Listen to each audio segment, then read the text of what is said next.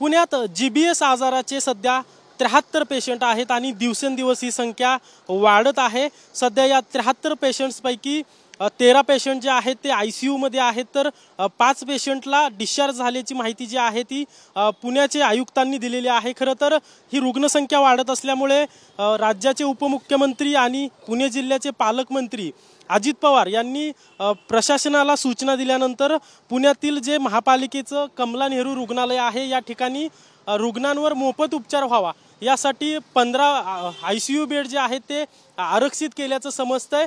खरं तर अजित पवारांनी काल VVIP सर्किट हाऊसमध्ये एक बैठक घेतली होती या आजाराचा आढावा घेण्यासाठी। त्या ठिकाणी एका व्यक्तीने अजित पवारांना जी GBSच्या रुग्णाचे जे बिलं दाखवली ती 10 लाखापर्यंतची बिलं होती आणि या GBS आजारावर उपचार करणं गरिबांना अवघड जाईल या अनुषंगाने उपमुख्यमंत्री अजित पवार यांनी पुण्याचे आयुक्त आहेत यांना सूचना दिल्या आणि त्यानंतर आता कमला नेहरू रुग्णालयात पुणे शहरातील जे GBSचे रुग्ण आहेत त्यांच्यावर मोफत उपचार करण्यात येणार आहे।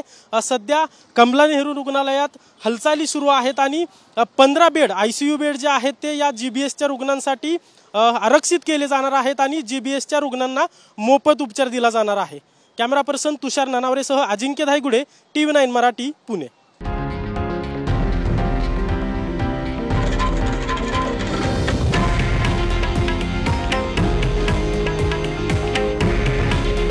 हे आहे देशातील नंबर 1 न्यूज नेटवर्क आणि आपण पाहत आहात TV9 मराठी। काळजी तुमची, हित महाराष्ट्राचं।